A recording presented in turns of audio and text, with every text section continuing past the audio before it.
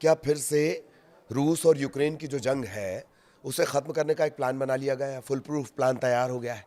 क्या ये वैसा ही है जैसे ट्रंप का 20 पॉइंट्स का प्लान था? इसराइल और रशिया, इसराइल माफ़ कीजिएगा, इसराइल और जो गज़ा के बीच में तनाव चल रहा था उसे ख़त्म करने का। ये सवाल इसलिए उठ रहा है क्योंकि एक बार फिर इस तरह की प्लानिंग की बात कही जा रही है। इस तरह के बयान सामने आने लगे हैं। चर्चाएं तो हमने तब भी सुनी थी कि कोई गया, फला कार में बैठा, उस कार की खासियत ये है, पर युद्ध तो नहीं रुका। रशिया की तरफ से फिर से हमले शुरू कर दिए गए। ये जिस बात की जानकारी हम दे रहे हैं, ये भी जब डील चल रही थी तब भी हमले हो रहे थे। पर चलिए, कहा गया है, बड़ा बड़ा आदमी कह देता है, बड़ा आदमी बयान दे देता है, वो खबर बन जाती है। तो आज इसी की चर्चा करेंगे। नमस्कार, आपके साथ में ललित प्रजापति। तो क्या रूस यूक्रेन की जंगों को खत्म करने का फुल प्रूफ प्लान तैयार हो गया है? ट्रंप के जो खास दो दूत हैं, इन दो दूतों का में से एक का नाम तो आप लगातार जानते हैं। इस पर भी आज बात करेंगे कि इनके जो एक दूत हैं वो क्या है। विटकॉफ की हम बात कर रहे हैं। दो दूतों को काम पर लगा दिया गया है। राष्ट्रपति डोनाल्ड ट्रंप ने अब यह दावा किया है कि रूस यूक्रेन युद्ध को खत्म करने का उनका प्लान लगभग तैयार है।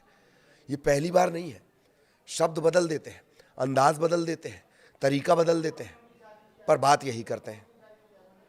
उन्होंने तकरीबन 4 साल से ये युद्ध चल रहा है, वो तो अपने चुनावी एजेंडा में इस बात को शामिल करके आए थे और फिर उम्मीद कर रहे हैं कि खुद सामान खरीदते रहेंगे, भारत तेल खरीदना बंद कर दे रूस से। खैर, वापस खबर पर आते हैं। तो प्लान लगभग तैयार होने का दावा किया जा रहा है। अपने दो दूत स्टीव विटकॉफ और डैन ड्रिस्कॉल, इन्होंने रूस और यूक्रेन को बातचीत के लिए इन्हें भेजा गया है। इन दोनों को भेजा गया। ट्रंप ने यह संकेत दिया है कि सौदे के अंतिम चरण में पहुंचने पर वे पुतिन और जेलेंस्की से भी मिलेंगे। कब मिलेंगे? अंतिम चरण में पहुंचने पर मिलेंगे।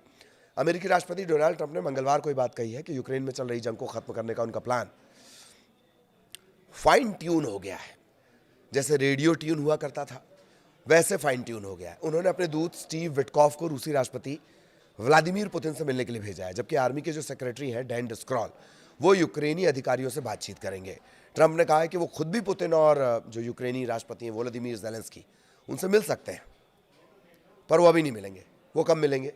जब थोड़ी बातचीत आगे बढ़ जाएगी, थोड़ा आगे बढ़ जाएगा किसी भी बात में। मुलाकात तो इससे पहले भी कर चुके हैं। नतीजा क्या निकला? खाया पिया कुछ नहीं, ग्लास थोड़ा बाहर आना। ट्रंप ने सोशल मीडिया पर पोस्ट लिखा है, मुझे सारी प्रगति की जानकारी दी जाएगी, जिसमें उपराष्ट्रपति जेडी वेंस, विदेश मंत्री मार्को रूबियो, युद्ध मंत्री जो युद्ध रुकवाने की वकालत करते हैं, उनके पास एक युद्ध मंत्री भी है, युद्ध मंत्री पीट हेग्सेथ, और White House chief of staff Susie Wiles भी शामिल होंगी। ये सब क्या करेंगे? ये प्रोग्रेस रिपोर्ट देते जाएंगे। इसके आगे वो लिखते हैं कि मैं जल्द ही राष्ट्रपति जेलेंस्की और राष्ट्रपति पुतिन से मिलने की उम्मीद करता हूं, लेकिन ये तभी होगा जब जंग खत्म करने का सौदा फाइनल होगा या उसके आखिरी चरण में पहुंच जाएंगे। यहां पे भी सौदा है गुरु। खैर, ट्रंप ने ये बात तब कही जब अमेरिकी आर्मी सेक्रेटरी डैन ड्रिस्कॉल सोमवार देर रात और मंगलवार को वो अबू धाबी, संयुक्त अरब अमीरात, इनमें वो रूसी अधिकारियों से उभरते हुए प्रस्ताव पर वो चर्चा उन्होंने की थी। उस दौरान ये बड़ी बात आई है। इधर आर्मी के जो सेक्रेटरी हैं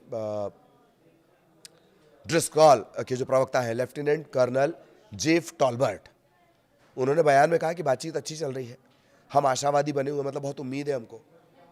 जब ये बातचीत हो रही थी, ये आशावादी बने हुए हैं, और जब ये बातचीत हो रही थी तभी रूस ने यूक्रेन की राजधानी कीव पर हमलों की बौछार कर दी।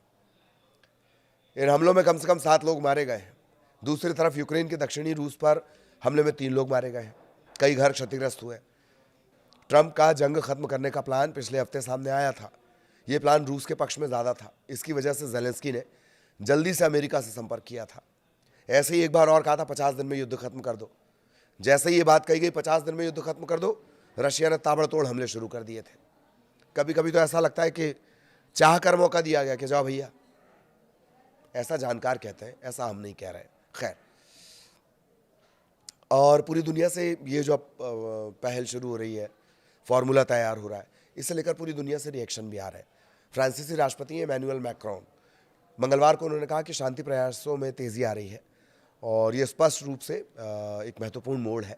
उन्होंने ये भी कहा कि रविवार को जेनेवा में अमेरिकी और यूक्रेनी अधिकारियों की जो बैठक हुई, उसके बाद उन्होंने बड़ा बयान दिया है कि अच्छी बात है, तेज़ी आ रही है, काम आगे बढ़ रहा है। एक वीडियो कॉन्फ्रेंस मीटिंग में जो फ्रांस और ब्रिटेन की अगुवाई में हुई थी, इसमें रूस के साथ किसी सीज़फायर की निगरानी करने वाले देश शामिल थे। मैक्रोन ने कहा है कि बातचीत को नई गति मिल रही है, हमें इस गति का फ़ायदा उठाना चाहिए। जो ब्रिटिश प्रधानमंत्री हैं कीर स्टारमर, उन्होंने कहा कि उन्हें लगता है कि हम सकारात्मक दिशा में बढ़ रहे हैं। तो ये तो रिएक्शन आ गए, और भी रिएक्शन आए थे, हमने इन्हीं को कोट किया है। ये अचानक से जो ऐतिहासिक समझौता प्लान है, पॉइंट्स हैं, ये कहाँ से आ गए? अमेरिका के जो विशेष दूत हैं स्टीव विटकॉफ, ये बहुत चर्चा में रहते हैं दरअसल, और अंतर्राष्ट्रीय सुर्खियां भी बटोरते हैं, जिसकी वजह है मॉस्को में क्रेमलिन अधिकारी यूरी उशाकोव के साथ उनकी फ़ोन कॉल पर बातचीत हुई है, उसका खुलासा हो गया। इसमें विटकॉफ ने रूस के राष्ट्रपति व्लादिमीर पुतिन को मनाया है। विटकॉफ सुझाव दे रहे हैं कि वे डोनाल्ड ट्रंप के साथ होने वाली बातचीत में किस तरह से शांति प्रस्ताव की बात को आगे बढ़ाया जा सकता है, इस पर चर्चा करें। ब्लूमबर्ग की तरफ से पब्लिश रिपोर्ट में बताया गया कि विटकॉफ ने कहा है कि उन्हें लगता है कि रूस हमेशा से शांति चाहता रहा है। उन्होंने पुतिन के लिए गहरे सम्मान की भावना भी जताई है। इसी बातचीत को कई विशेषज्ञ 28 सूत्रीय शांति प्रस्ताव की शुरुआत की रूपरेखा मान रहे हैं, जिसका ट्रंप ने समर्थन किया है। विटकॉफ की ये बातचीत लीक हुई है, उसके बाद मीडिया में खबर छपी है, और मीडिया में जो खबर छपी उसके बाद ये तमाम बातें निकलकर सामने आ रही हैं। विटकॉफ पुतिन को सलाह दे रहे हैं कि ट्रंप के साथ फोन कॉल में वे उन्हें पीस मेकिंग लीडर की तरह सराहें।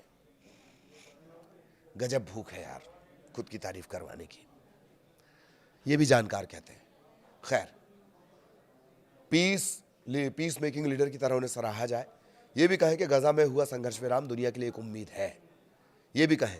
इसके अलावा सुझाव था कि यूक्रेन के लिए गाजा जैसा एक 20 सूत्रीय प्लान तैयार किया जाए और ट्रंप के सामने रखा जाए। उनकी सलाह पर ही 16 अक्टूबर को ट्रंप और पुतिन के बीच बात हुई। ट्रंप ने इसे काफ़ी प्रोडक्टिव कहा था। बाद में इसी मसौदे में यूक्रेन की इच्छाओं को भी शामिल करके 28 बिंदु तैयार किए गए हैं। अब ज़ेलेंस्की के साथ बैठने के बाद एक बार फिर मसौदे में परिवर्तन किया जाएगा। कोशिश ये की जाएगी कि 19 पॉइंट्स में इसे सिमटा लिया जाए, 28 पॉइंट 19 पे सिमट कर आ जाए। जल्दी विटकॉफ इस नए समझौते को लेकर मॉस्को भी जाने वाले हैं।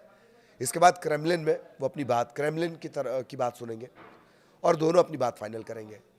अब जरा स्टीव विटकॉफ है कौन ये जान लीजिए।